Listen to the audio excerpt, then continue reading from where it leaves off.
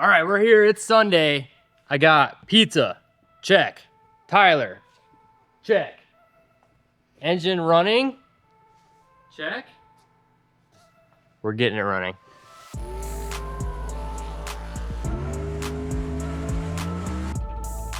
can't believe we're driving this thing.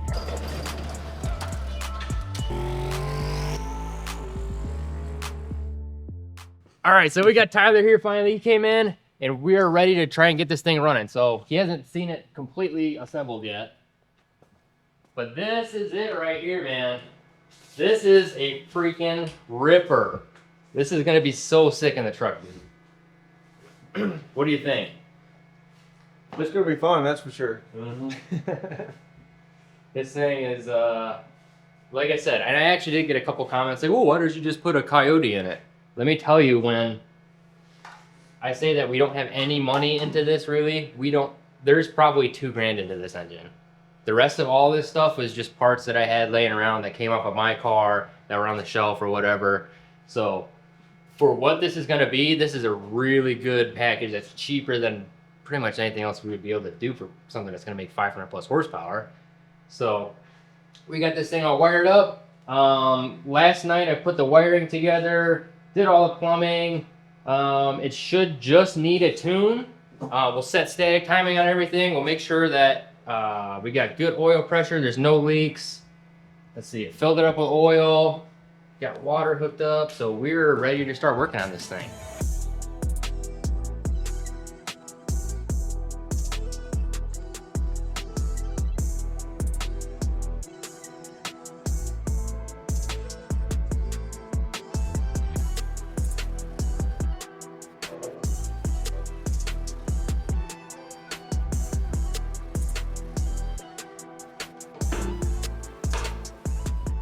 All right, topped off on fuel. We've got tune uploaded. And I think we are ready to crank this sucker up.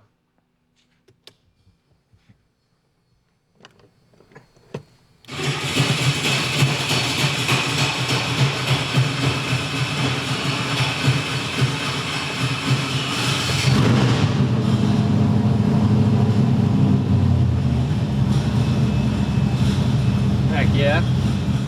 Nice little first startup. I made 60 pounds of oil pressure right off idle, so we're all good there. Fuel pressure has been set. That's good.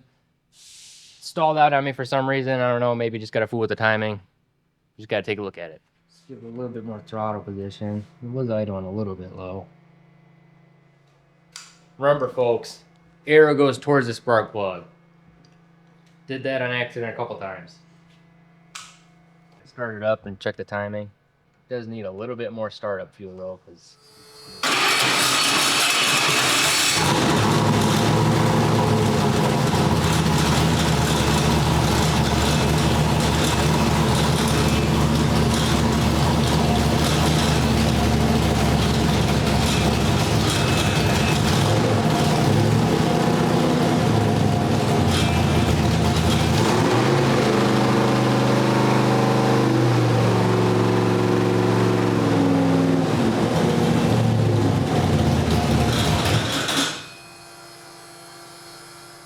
we're good. Sounds pretty sweet, huh? It does purr pretty well. Sounds like a dang race car is what it sounds like. All right, so we've got our static timing set. Got it starting up pretty nicely. Just got to work on keeping it idling. But I wanted to talk real quick about the sniper system that's on this. Now, we stopped selling sniper stuff and we don't tune sniper stuff anymore because they can come with a lot of headaches because of wiring, RF noise caused by it being so close to the distributor. But this is a great EFI system to learn on. I say that because if you look over here on this side, there is a total of 1, 2, 3, 4 loose wires. Battery positive, battery negative, fuel pump, switch ignition. And if you mess that stuff up, you probably just shouldn't be working on a car, because all the rest of this stuff only plugs into one connector, makes it super easy. That's why I think this is gonna be a great first engine for Tyler to work on. Hydraulic roller, stud mount rockers. Like I said, Sniper EFI system with the Hyperspark, so it makes it really plug and play. This is not an ad for Holly, by the way. I just want to point that out. But I don't want to feel like I'm harping on them too hard. It is a good system. This is the exact same system I had on the Mustang for a couple of years, actually. We made, I think, 1,240 horsepower on my Super Sniper on C16 with the twin 6262s.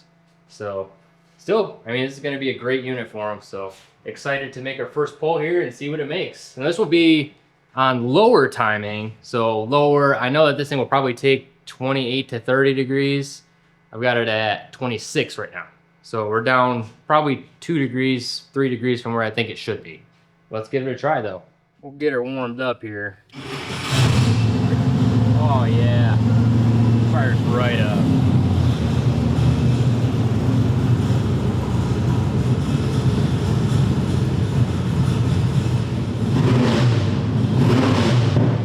Woo! This thing's gonna shoot flames, son.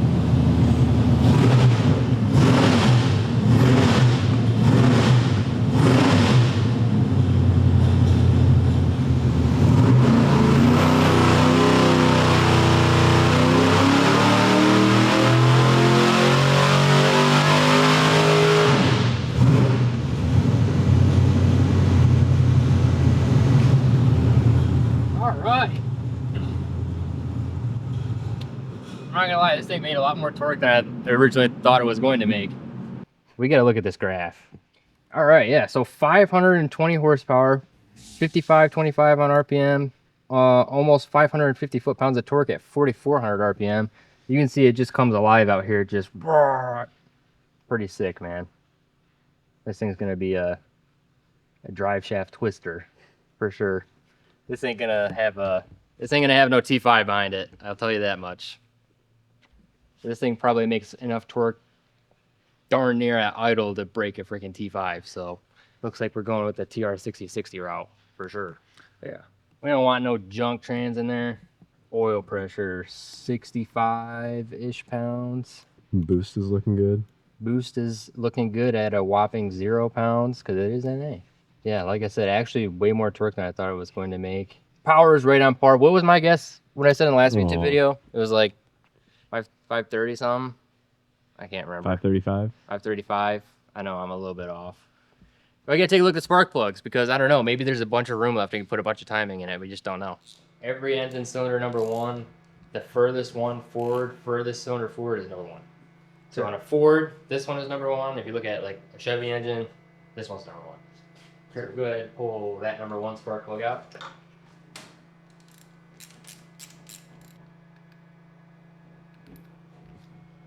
Looks pretty rich, pretty safe. I mean, there's not a ton of room to go on timing on this.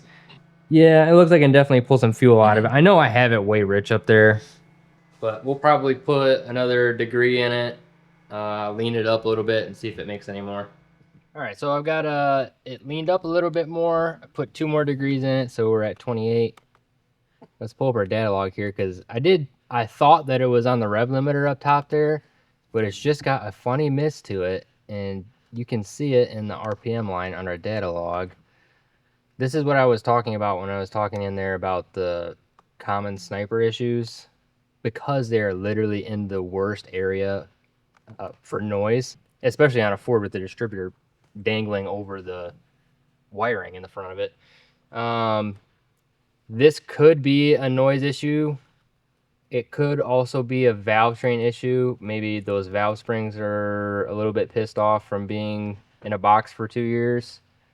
I'm hoping it's not that. I'm hoping it's just a noise issue and we can just work around it as such. Because if I need to put valve springs in it, it's not that big a deal, but I mean, it's just another day of messing around on it, so I'd rather not.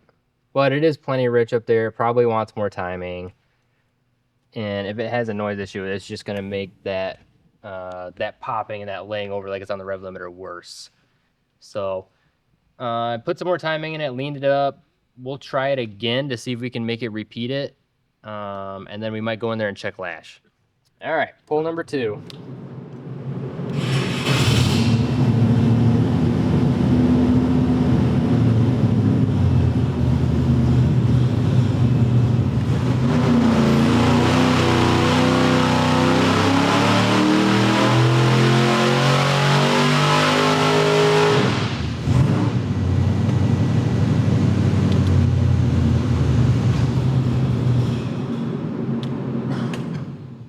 Well, I must have been a really good guesser for timing because it didn't pick up any. In fact, it lost 1 horsepower. And gained 1 torque. And gained one singular torque foot-pound. Let's get out of here and look at the graph. Yeah, I mean, it was just an identical graph. So another 2 degrees made absolutely 0 difference. It did carry out a little bit better out here, though, where it's slightly laid over. But when we're comparing these 2 graphs, you guys, you got to keep in mind, like, the difference between here and here, you will never feel that in the car. It is impossible. But yeah, overall, everything's looking really good. I think we just need to figure out that little miss issue to try and get it to rev up further. I don't think that it's going to make more power out here. Like, we're just going to discover more power out here. It's pretty clearly starting to flatline. Like, this will be... It'll do a good job. I know it will. I bet you it's probably making, you know... It's got to be making 500, 450 foot-pounds down there at 3,000 RPM. Which is just going to be perfect. We'll try and get this noise issue figured out, though, because I do want it to rev out further, just because I think it sounds cool, not because I think it's going to make more power. And having that little noise issue in there, it can get worse sometimes. I want to try and address that and see if it is a valve spring issue, too, then obviously we have to fix that before it gets in the truck. So we'll go in there and take a look at a couple of things.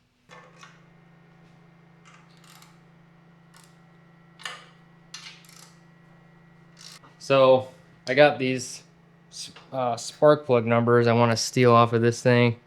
We've had this distributor on the shelf for a long time. It's one of ours that we own, so don't freak out. But sorry, Dad, I got to steal these. Because I want to put them on here, because I don't feel like tracing my finger down and trying to find which spark plug where goes where. I'll just put a nice little number on them and save the hassle.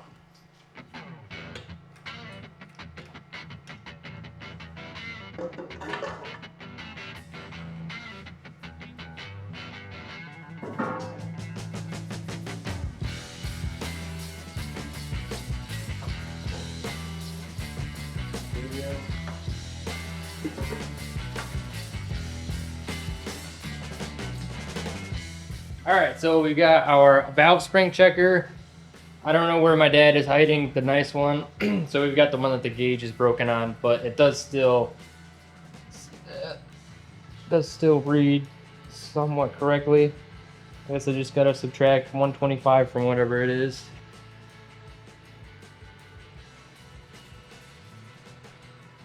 So that would be roughly 130, 140, so that's fine.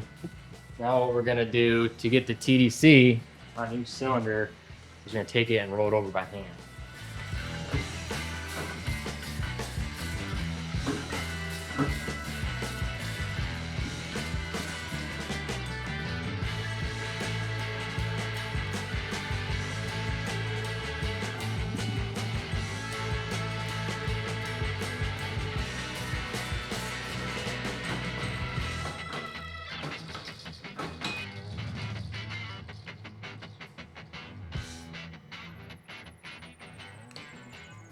All right, they're all good. So it just must be an RF noise issue, which on something like this is pretty typical.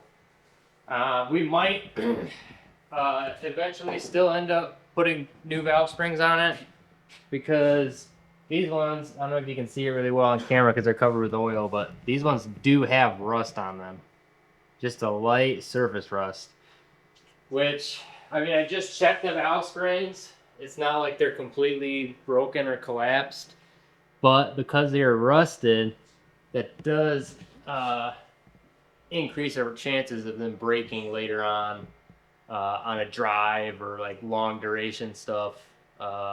It's probably gonna be something that we need to replace, which it's no big deal. If I remember correctly, these are just our stage 1 hydraulic roller valve springs, which are like $80 or something. They're super stupid cheap.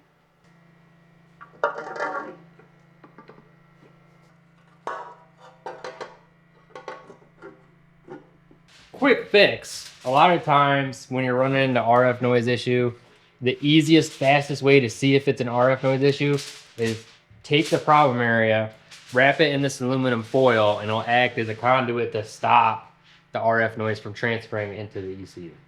So we're gonna try that real quick. If it gets better, then we'll know that's what it is, and we just need to probably redo the spark plug wires and maybe figure out some kind of shield. If it doesn't get better, then we need to look into the lifters or the valve springs, which I checked the valve springs, and the valve spring is checked fine. Like they checked at 100, like basically 130 is what they ended up being, roughly. I mean, the gauge is broken, so I have to guess, but they were all the exact same. So generally, when they're all the same, that means that they're good, but that's not to say that there might be an issue with all of them. I don't know. So hopefully this fixes it though. If it doesn't, it's not really that big a deal. I have 2 other sets of lifters that will drop right into this. So it's not even, if I have to get rid of those lifters and put new ones in it, I have them readily available. Same thing with valve springs too, I think. You just have to look. Kind of make like a little burrito. Oh, that's the other thing I forgot I was gonna say too. Right here, actually, if you look at our number 5 spark plug wire, there was a cut in this wire, and I tried to electrical tape over it, so that could be an issue there too. But we'll see if we put this tinfoil on if it helps. All right, so getting back started on it, I leaned it up a little bit more, left the timing where it was at. Actually took some out of it down low to try and see if I could artificially, meaning using timing, get it to sweep up a little bit and move that power curve to the right to get a little bit more RPM out of it. So we've got our tin foil on there. Let's hope that this fixes our RF noise issue. It's really not that big a deal, even if it doesn't, because we'll just remake the plug wires, just check the wiring. The practical use for this thing above where it's revving at right now is not very much. Like I said earlier, it's not going to make a ton of power revving it out. In fact, it's probably not going to make any more power revving it out. It's just a matter of want to get it to make a nice clean pull all the way through the RPM range. So that's what we're going to try for in this one.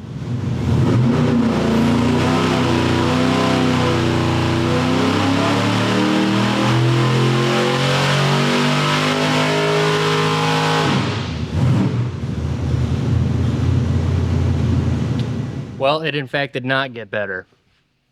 But part of me does wonder, because in this dyno program, the last engine that we had on this dyno was the Big Black Hemi.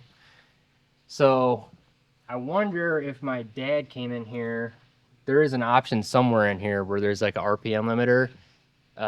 If you guys remember or seen the last dyno video I did on my dad's channel, Steve Morris Engines, I ran into that on dyno number 2 where it had like a 7,500 RPM dyno limiter on it. So the dyno will actually catch it and keep it at that RPM, keep it from sweeping past. So I'm wondering if that's what's on in this. We gotta check. I don't know where it's at. All right, so everybody can take a deep breather because I found where it's at. And here we go. Define sweep, stop sweep at 6,500, which was right where it was catching it and stopping at. Which this engine, obviously it makes 500 horsepower, 520 horsepower. It is like a fraction of the horsepower that's normally on this dyno. So it does not take much at all for this dyno to catch that engine and stop it. So we'll turn this up and we'll get it to rev out.